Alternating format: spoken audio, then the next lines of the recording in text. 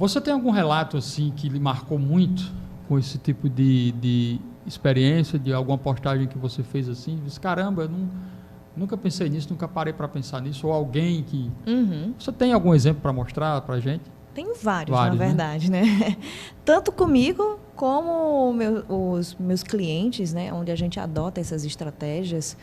Inclusive, quando eu resolvi empreender, foi justamente batendo nessa dor da falta do posicionamento. Por quê? Por muitas vezes eu escutei durante a minha trajetória, e também passei por isso, ver muitos outros profissionais com menos experiência que a gente se destacando muito mais. E muitas vezes por quê? Porque ele consegue comunicar os seus valores, a sua essência de forma tão diferenciada que as pessoas se conectam com aquele profissional, enxerga aquele profissional como uma verdadeira autoridade. Então, hoje a gente vê muitos profissionais aí cheios de conteúdos para trabalhar, mostrar, inspirar, mas não sabe comunicar isso. E quando a gente vai além do técnico, ou seja, além do produto e do serviço, e traz a nossa essência como humano, como experiência profissional, as nossas histórias, isso tem um poder de conexão muito grande, porque muitas vezes quando eu falo ou relato algo da minha história, provavelmente alguma dessas pessoas que estão me acompanhando também passaram por esse processo, ou então estão passando por um processo.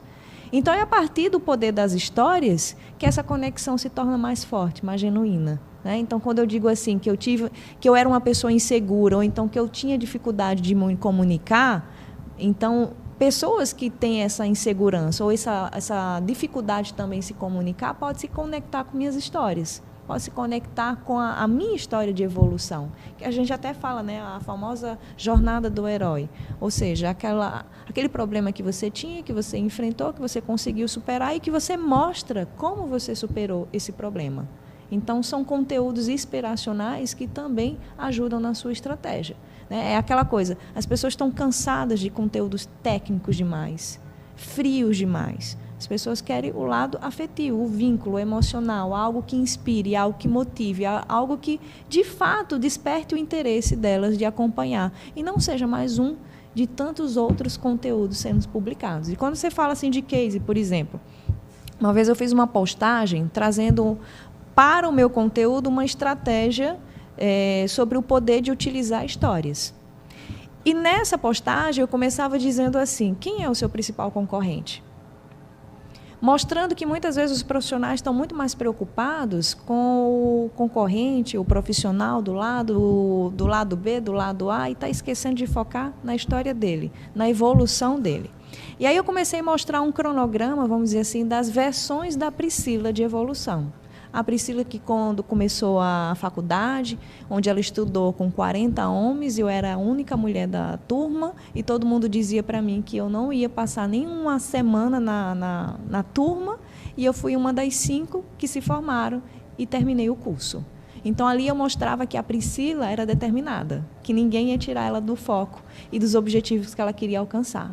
Aí depois mostrei a versão da Priscila em 2016, que precisava empreender, mas que não tinha habilidades de uma empreendedora, mas que ela precisou buscar essas habilidades, ou seja, ela investiu em conhecimento, ela tinha determinação, ela tinha, vamos dizer assim, a sede do crescimento, mas ela sabia que ela precisava traçar uma jornada para alcançar esse resultado. E depois eu mostrei a Priscila de 2019.